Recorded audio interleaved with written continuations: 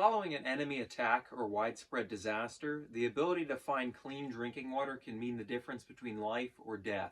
In fallout shelters, that fact obviously remains true. My name is Tyler, and today we'll be talking all about drinking water rations in American public fallout shelters. Before we take a look at today's artifacts, I figured we should consider why those artifacts are the way they are to begin with. And to do that, first we need to determine the daily water ration. 1 quart per person per day was to be that survival ration. That doesn't seem like much, but it was more than enough to keep the average person happy and healthy for the up to 2 weeks that they might be spending in the fallout shelter. From here, we can determine the maximum practical container size we can use and also determine if that container can be used for any other purposes once it's empty. Now, as you could imagine, fallout shelters are a very limited space environment, so something to be dual purpose like that is very valuable.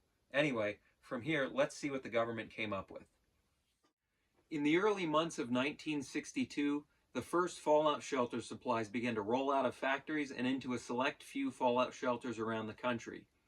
These preliminary supplies were made in small batches simply for testing purposes to see how the government's fallout shelter stocking ideas would fare. Now, these early supplies were kind of clunky, as you could imagine, because they've never been tried before, and part of those supplies were water containers like this. This is the first civil defense fallout shelter water container. It's a paper product made of fiberboard and holds enough water for 5 people for the 14-day shelter period. That's 70 quarts or 17.5 gallons, enough for that 1 quart of water per person per day ration we mentioned earlier. Now, looking at this, we can also see that it can be reused for sanitation purposes, aka a toilet when it's empty. So, looking at this, once these get to the shelter, they wouldn't be filled directly.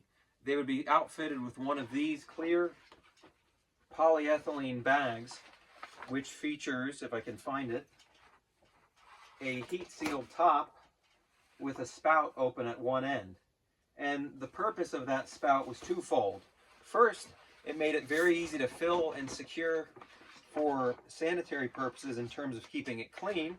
And when it came to dispensing the water, the idea was that the filled barrel with the bag inside could be laid on its side, the spout positioned at the top, and the barrel carefully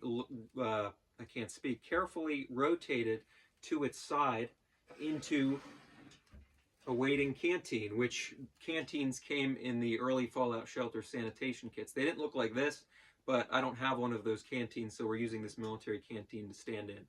Anyway, after these barrels were empty, the inner bag could then be cut for sanitary purposes in terms of using it for the bathroom, and a sanitation kit seat placed on the top, and it filled to the sanitary fill line.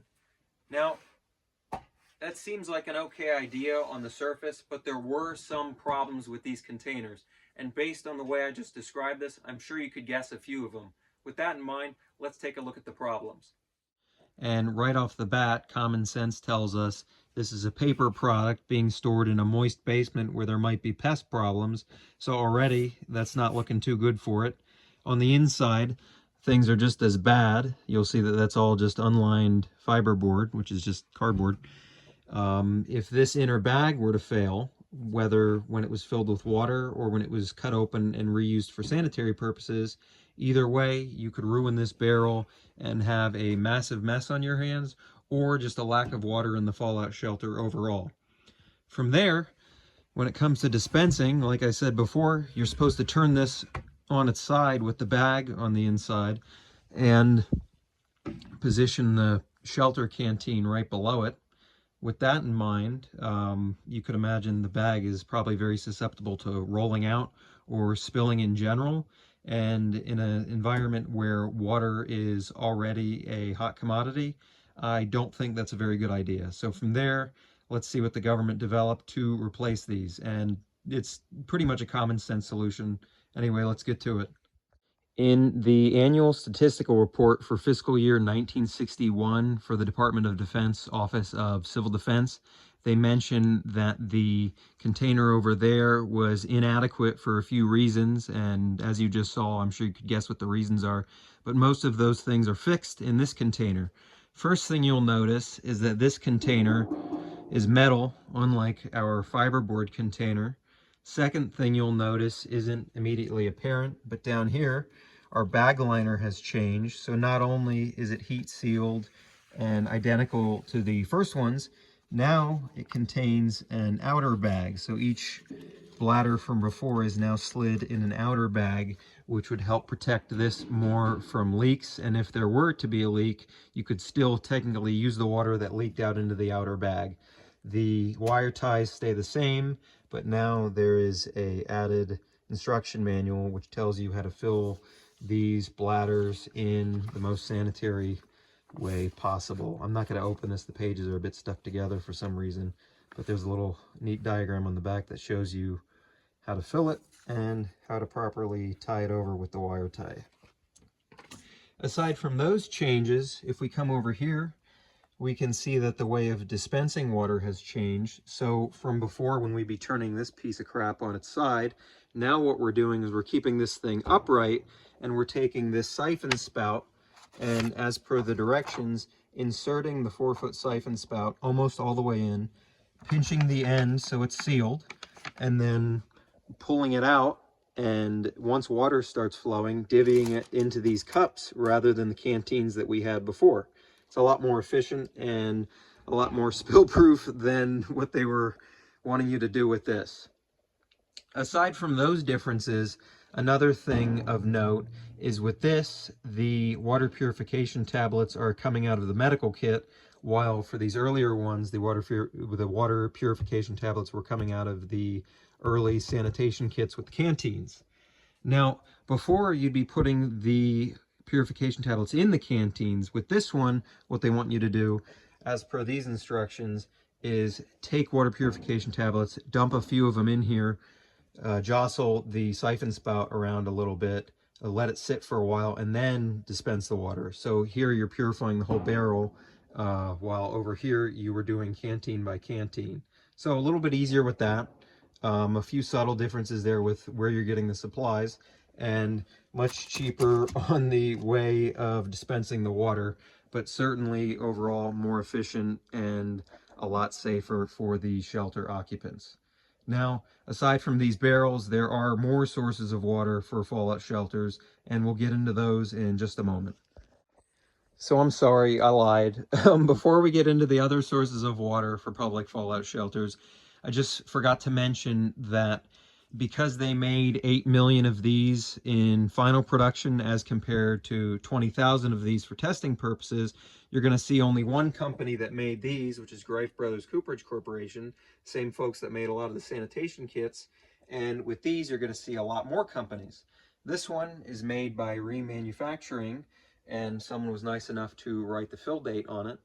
But the main thing I'm trying to point out here is because they made so many of these, you're going to see subtle variations between the different companies that made them. So this one, it's got yellow writing on the container.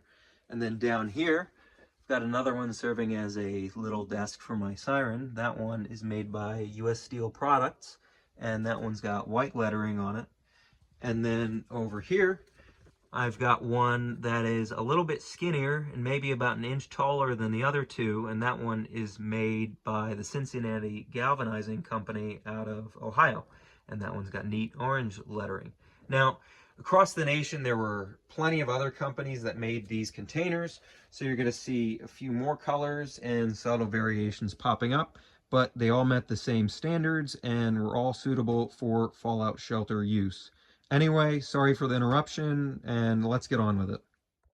Aside from water containers, a federal civil defense guide entitled Fallout Shelter Water Requirements does mention a few non-standard sources of drinking water for public fallout shelters that include everything from swimming pools to indoor fountains to wells to water towers to the back tanks on toilets and other systems that might not immediately be considered for drinking water unless absolutely necessary. Now, not all of that is weird because these systems did still have to meet stringent health and public safety standards in order to be considered for shelter use. And there also needed to be taps or stopcocks installed in the shelter area so that the water could easily be obtained by the occupants of the shelter should the shelter need to be used. Now, in most cases, it was still more practical to use containers like this, especially considering they needed to be used for sanitation as well as drinking water. So most of these sources didn't really see much use aside from some very isolated use cases. If this video tasted like a cool drink of water and quenched your thirst for historical knowledge, let me know what you thought in the comments, and feel free to like and subscribe. And as an added bonus, what drink would you stock in your fallout shelter if you had the choice? And just to make things a little bit harder, you can't pick anything alcoholic. That's just too easy. Anyway, thanks for watching. I'll see you next time.